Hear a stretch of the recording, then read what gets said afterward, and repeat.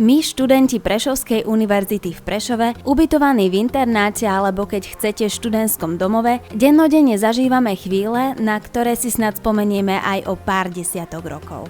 Štúdium na univerzite je naozaj fajn. Z 8 fakult sme si pred 5 rokmi vybrali filozofickú, ale to je už iný príbeh. Vráťme sa na začiatok môjho rozprávania, k životu na internáte. Študentský domov a jedáleň PU ako účelové zariadenie Prešovskej univerzity poskytuje ubytovanie študentom, ktorí sú od svojich domovov vzdialení desiatky, ale aj stovky kilometrov. Takmer 2000 študentov má k dispozícii 4 študentské domovy. 2 z nich sa nachádzajú vo vysokoškolskom areáli a zvyšné 2 na námestí Mládeže a na Exnárovej ulici. Ubytovanie v každom z nich má svoje výhody, avšak rovnako aj nevýhody. No dôležité pre každého študenta je bývať a veru mnohí si nevyberajú, ale príjmu všetko, čo sa im ponúkne. My študenti 2 internáty nachádzajúce sa na ulici 17. novembra poznáme pod prívlastkami Nový a Starý. Ten mladší spoznáte ako vysokú 11-poschodovú budovu, ktorej súčasťou je železné dielo, o ktorom sa šíri legenda, že keď sa jej študent dotkne počas štúdia pred štátnicami, postihne ho smola a svoje štúdium jednoducho ukončí predčasne. A tak je z bezpečnostných dôvodov lepšie ho obchádzať oblúkom a ísť rovno za nosom, napríklad do teplej a útulnej izbičky. Ubytovanie je riešené v 2-, 3- a 4-lôžkových izbách s kompletným sociálnym vybavením v bunkovom systéme. Na novom internáte nájdete väčšinou 3-posteľové izby a tí šikovnejší či viac túžiaci po súkromí si zvolia izbu s 2 posteľami a balkónom. Plastové okná či zachovalý nábytok nám skvalitňujú dni a noci strávené na internátnej izbe. Vykúrené priestory a neobmedzené množstvo teplej vody tiež prispievajú k našej spokojnosti a komfortnejšiemu bývaniu. A v prípade akýchkoľvek problémov spojených s ubytovaním sa môžeme vyžalovať do kníh závad, ktoré pravidelne kontrolujú zamestnanci, ktorí sú vždy pripravení zasiahnuť. K uľahčeniu štúdia či vyplneniu voľných a dlhých chvíľ, ktorých mimochodom na internáte pri šťastnom stretnutí spriaznených duší nie je veľa, vás určite poteší pripojenie na internet, ktoré je zavedené v každej izbe. V prípade, že sa rozhodnete zostať na internáte dlhšiu dobu, žiadne obavy. Navariť si môžete v kuchynke, ktorá sa nachádza na každom poschodí. O šatstvo máte postarané tiež, keďže práčovňa je taktiež súčasťou druhého domova. A pokiaľ vám nestačí metla a chcete si svoje priestory poctivo poupratovať, nech sa páči.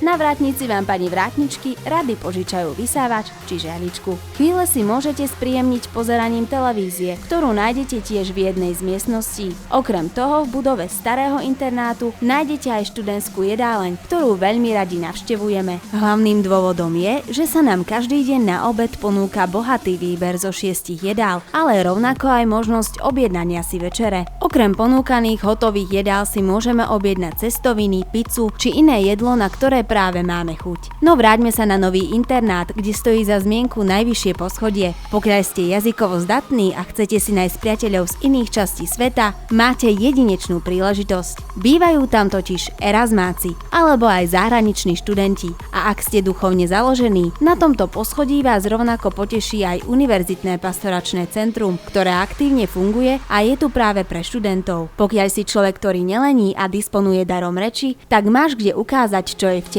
Príležitostí na to máš naozaj dosť. Vybrať si môžeš internátne rozhlasové štúdio Rádio PAF, ktoré sídli za legendárnymi červenými koženými dverami na prízemí starého internátu a v tejto budove nájdeš aj študentské divadlo. Ak ťa skôr láka práca v televízii, nech sa páči. Na univerzite má televízia Mediálka vždy dvere otvorené. Ani o svoju bezpečnosť nemusíte mať obavy. O tú sa starajú ostražité vrátničky a večer sa bez kontroly legitimácie na izbu ani nedostanete. Striehne na vás aktívna internátna polícia. Samozrejme, ako všetci aj my, druh študentských ľudí, máme svoje potreby. A preto patrične oceňujeme, že v areáli univerzity a 2 internátov sa nachádza niekoľko obchodov s potravinami, drogériou, papierníctvom a čerešničkou na torte je aj blízko z lekárne, zdravotného strediska či kaderníctva a kozmetiky. Čo viac študent potrebuje ku šťastiu?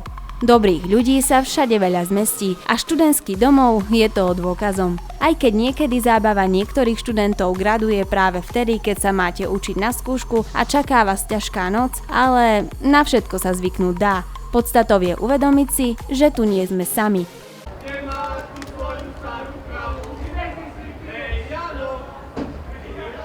Kľúčom k úspechu je preto tolerancia a heslo: čo nechceš, aby iní robili tebe, nerob ani ty im. Výhodou študenta je skromnosť. A čo iné potrebuje mladý človek okrem tepla, postele, pohodlia a zábavy?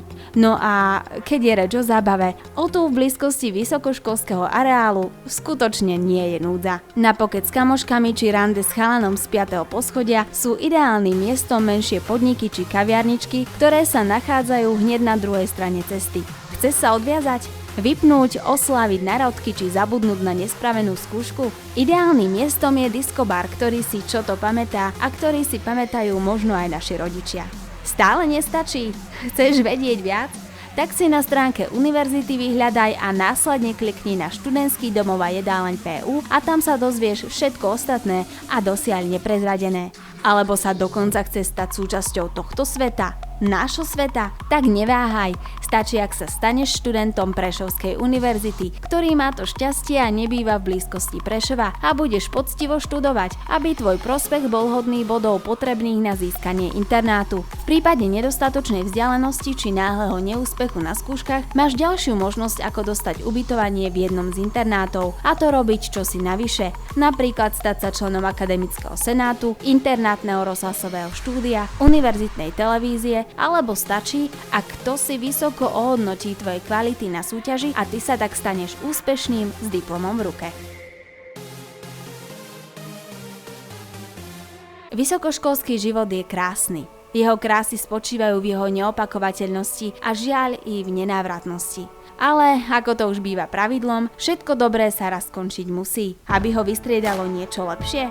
Možno nie, no v každom prípade čosi iné. A preto pokiaľ máte možnosť, skvalitnite si a spestrite si svoj život na univerzite. Možno práve život v študentskom domove je to, čo vám aj po rokoch vyčarí na tvári úsmev, do očí nahrnie slzy radosti či ľútosti a prinúti vás kontaktovať sa s tými, s kým vám bolo celé tie roky dobre. Študentský domov PU. Najkrajšie roky, keď sme boli spolu.